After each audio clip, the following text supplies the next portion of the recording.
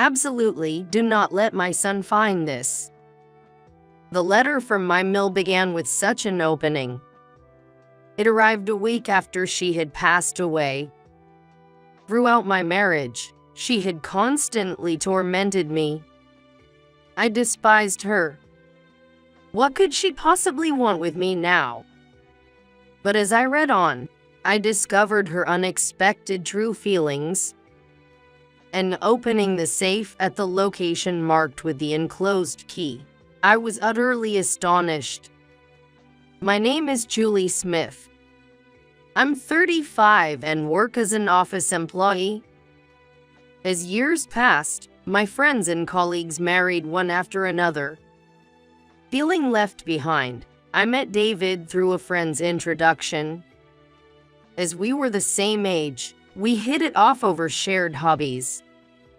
David's relentless pursuit led to our swift engagement. David had lived at his parents' home, but he moved into my apartment and our married life began. We both worked, shared household chores, and split the living expenses. Despite our busy schedules, the time we spent together at dinner every evening was my solace. By the way, are you free this Saturday? Oh, you mean Mary's thing? The moment the topic came up, it felt as if our warm meal had suddenly gone cold. David, noticing my demeanor, furrowed his brow. Sorry, I know my mom's been causing you a lot of stress. No, it's fine, David. While maintaining a calm facade, I sighed deeply in my heart. His family home is nearby, and his father passed away before our marriage, leaving his mother living alone. However, the relationship between her and me could never be described as good. At 35, you lack manners. What kind of upbringing did you have? My dog John is much better behaved. She mocked me with a laugh, petting her dog's head as I spilled tea from nervousness during our first meeting. You're not suitable for my son. I oppose this marriage. She declared in such a manner, leaving me feeling utterly despondent. Yet, David stood by me. No matter what you say, I will marry Julie. I love her. He declared firmly in front of his mother, and I was moved by David's words. Despite Mary's opposition, we got married. However, her presence began to cast a shadow over our newlywed life. Poor David, having a wife like Julie. I'll properly educate her, so come to our house on your days off. Saying such things, Mary began summoning me to her home almost every week. David came with me, but would often retreat to another room under the guise of sorting his father's belongings, leaving me alone with her. She made me do household chores, criticizing everything I did. Look, Julie, the kitchen is a mess. Oh, I was just about to clean it. The seasoning in the stew you made is too strong, not tasty at all. How many times do I have to teach you? Training John was far easier. I'm sorry. Really, you're a lost cause no matter what task you're given. Plus, you're neither young nor beautiful. I wonder what David saw in you to marry you. Her unkind words kept coming, and I grew increasingly exhausted. It's okay, Mom just hasn't seen your good side yet. I'm here to protect you, so don't worry. On the way back from his family home, I was always saved by my husband, who would say just that. That's why I tried to mend things with her, visiting her alone on weekends. But no matter what, her attitude remained stubborn. I refused to give in and forced a smile. Mary, would you like to live with us? Our apartment allows pets. Live together? No thanks. I'd rather live alone with this dog than with you. Saying that, as she petted the head of her golden retriever, all I could do was bite my lip. I had suggested living together several times, but she always refused, blaming me. To outsiders, we must have looked like the worst mill and daughter-in-law pair. Initially, I wanted to make an effort. However, no matter how much I tried to bridge the gap, her cold attitude only escalated. Despite my efforts to improve myself, I realized I was simply being bullied as a daughter-in-law. You are a disgrace to our family. Please divorce him. Finally, being told even that, I reached the limits of my patience. I came to hate her, and from then on, I reduced my visits to her house and kept our interactions minimal. Just when I thought I had managed to find a balance with her, 3 months into our marriage, David's behavior changed. Damn it.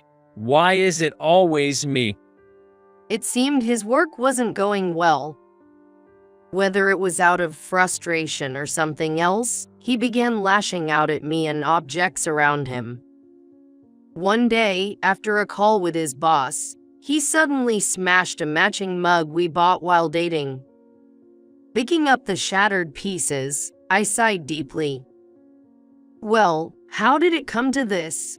Where did the kind David go? His rages had become a daily occurrence. The first time I saw him like this, I was paralyzed with fear and couldn't move. He broke a cherished music box from our dates and even a Baccarat glass worth hundreds of dollars.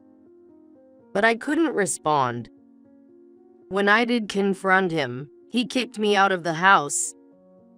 I had no choice but to wait outside the locked door, hoping David would let me back in. The fear from that moment lingered, and I silently endured until his storm passed. Well, not amusing. I'm going out to shop for a distraction. Again, you went yesterday and the day before, didn't you? Shut up. Don't order me around. But you haven't given me this month's share for the living expenses. I've already spent that. Initially, he would give me a portion of his salary, but soon all his money went to collecting luxury brands, straining our finances. As David had been spoiled by his parents, he lacked financial sense. After marrying, I explained the cost of living, but it didn't seem to resonate with him. If you're depending on me for living expenses, then earn more yourself. Useless. He cursed at me and left the messy living room, not returning that day. Left alone, I cleaned up the room, eventually crying. I didn't know he was this kind of person. I regretted my poor judgment in men, but it was too late for regrets. I wished to talk and improve things, but that seemed impossible. Even if I wanted to talk to someone, Mary, the closest person, wouldn't listen. Feeling lost, I began to contemplate divorce, even though our marriage was still new. But just as I started to think about it, something happened. What? Mary has. Upon receiving a message from David during work, I immediately left early. The reason was that Mary suddenly passed away, although she had been energetically walking John just a few days before. I never got to be close with Mary in the end. Despite hating her, the thought of her being gone filled me with sadness and regret. Arriving at the hospital, I found David trembling beside his mother's lifeless body. She had missed a step on the stairs and hit her head fatally. I took it upon myself to arrange the funeral in David's stead as he was in shock and unable to act. For the sake of David, sunk in grief, and as atonement to his mother, I busied myself throughout the wake and the funeral day. David only managed to give the mourner's speech. During the funeral ceremony, He even seemed to nod off. Yet, he carelessly spoke to Mary's relatives about the poor relationship between Mary and me. Because of this, I was met with cold stares, making the time feel like sitting on pins and needles, and I couldn't properly say goodbye to Mary. The day after the funeral— I want a divorce. What? Before I could accept Mary's death, he suddenly presented me with divorce papers. I married you for your money from the start. But now that I'm getting my mom's inheritance, I don't need you anymore. Told in such a matter-of-fact manner, I couldn't hide my shock and surprise at this revelation I had not known. Didn't you care about me at all? You said you loved me, didn't you? What? That was obviously a lie. Who would willingly marry someone ugly like you? That's cruel. Well, what's really cruel is how deceived I was by you. Thought you had money because you're older, but you're just stingy. He looked at me as if I were something repulsive. Shocked by his harsh words, I was too hurt to do anything but stand there. So, sign this and mail it to my parents' house. I'm leaving. After thrusting the divorce papers at me, David left the apartment and never returned. Left suddenly alone, I couldn't organize my feelings, and tears flowed uncontrollably. A few days later, a week had passed since Mary's funeral. With my husband gone, life returned to its usual routine, and I went back to work, resuming my job. Being busy helped me forget the unpleasantness. During those busy days, I started to think positively about the divorce. It felt like it was all tough, but I'll forget it all and start over. But right after I resolved to move on, I found an envelope in the mailbox when I got home from work one day. Seeing it was from Mary, I gasped. A letter from Mary, for me? Surprised that she sent it to me instead of her only son, David, I opened the envelope with trepidation. Can't be true. Could such a thing really happen? Shaking with fear, I read the letter. Please do not let my son find this. It described unspeakable things and included a key to a specific location. The letter contained an address, and I immediately left the house to head to the specified location.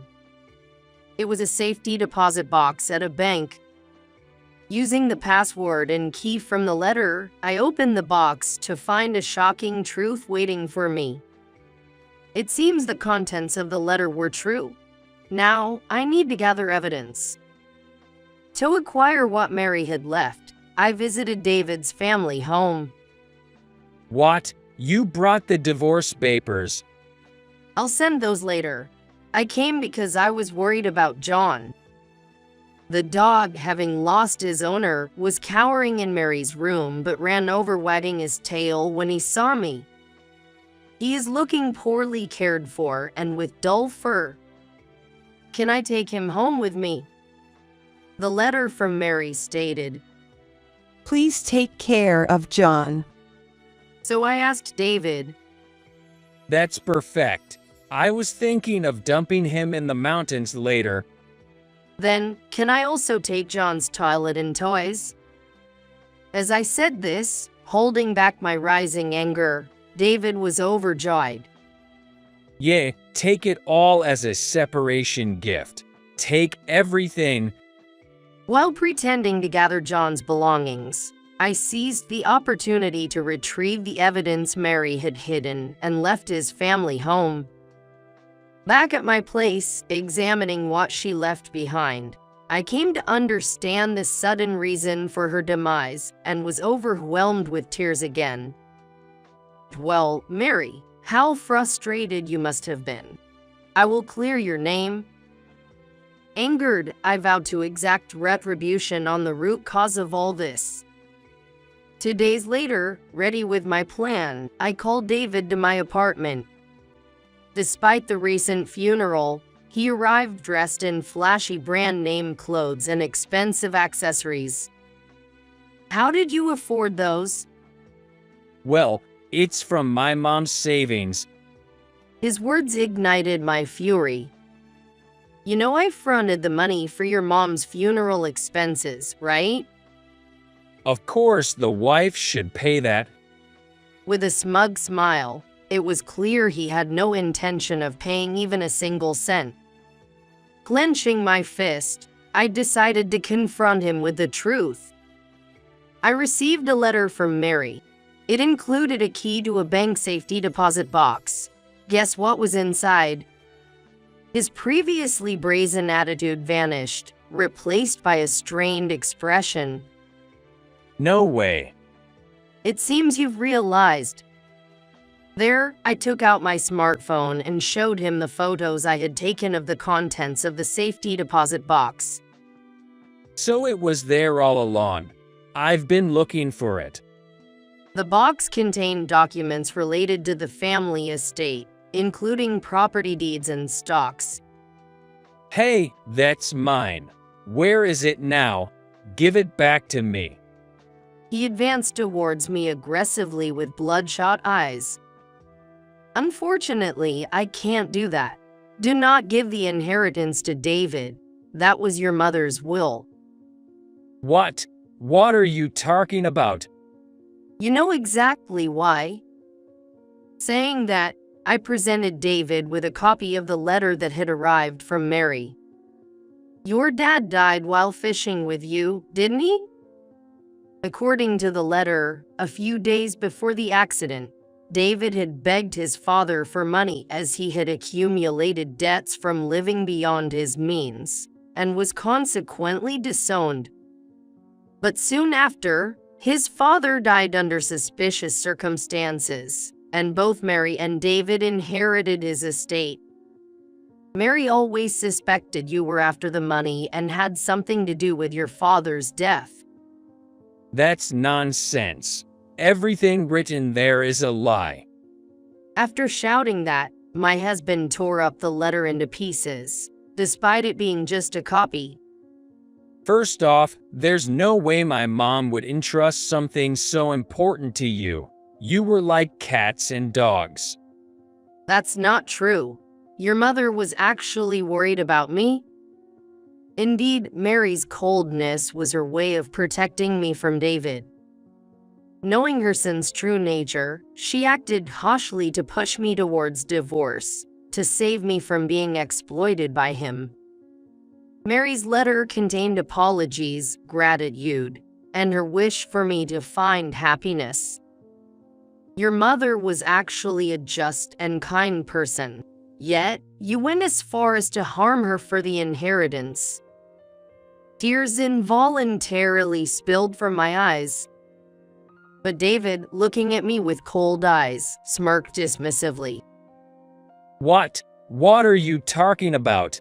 Keep your fantasies in check. Unfortunately for you, it's no mistake.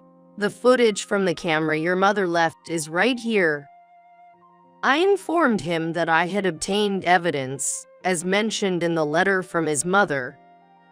That was also written in the letter from Mary.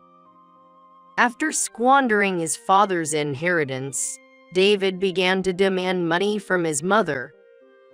Feeling threatened, she had installed video cameras throughout the house. I secretly collected these cameras when I went to pick up John. And upon reviewing the footage, I was utterly shocked. The footage revealed a heated argument between them and showed my husband pushing his mother down the stairs. David was seen repeatedly slamming her head against the floor in a distressingly merciless manner. And after seeing her pass away, he was seen smirking. I couldn't forgive what you did, but before going to the police, I wanted to hear it from you. Did you also do something to your father? Once he realized all the evidence was against him, David's true nature was revealed as he glared at me menacingly. Yeah, I was the one who pushed my dad into the river. You admit to it all. Yes, I did both, but I'll be damned if I let the police catch me. Now, hand over the keys to the safe and the video camera. No way. Mary risked her life to leave this behind. I won't hand it over to someone like you. Okay, fine by me. Then I'll just silence you and search for it later. He approached me with a sinister smile. Stop! Don't add more crimes. Shut up. In an instant, he grabbed me and put me in a chokehold from behind.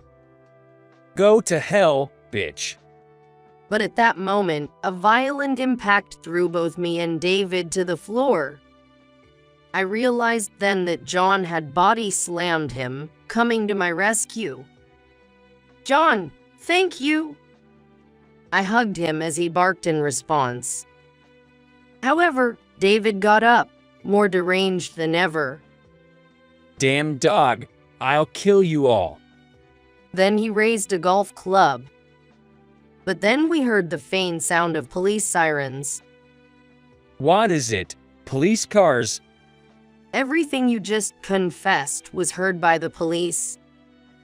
Saying that, I held my smartphone up in front of David. I had secretly dialed 911 and kept the line open with the police listening in. Then, my husband's earlier bravado was nowhere to be seen. Suddenly, he threw away the golf club and prostrated himself on the spot, his face pale with fear. Julie, please, tell the police it was a mistake. My life will be over if this continues. You take the lives of your own parents and now beg for leniency. Also, I secretly installed hidden cameras in this room, too. That will be handed over to the police as evidence. No, I finally got my hands on the money. I won't get caught. David broke down in childish sobs, but I had no sympathy for him. I handed over all the evidence and his custody to the arriving police, watching them take him away with John by my side. Afterward, David was convicted for his crimes. He will likely spend the rest of his life behind bars. Our divorce was finalized, and I claimed $30,000 in damages and the funeral expenses I had fronted, received through a lawyer. His mother's estate was left to her relatives as per her will found in the safety deposit box. Surprisingly, she had also left a will instructing that money be given to me and John, and I received a significant sum from her relatives along with their apologies. After everything was settled, I visited the graves of my in-laws to report back, feeling as if Mary in heaven says, Thank you. I felt like I heard the word. And I will continue to live harmoniously with my beloved family, along with John.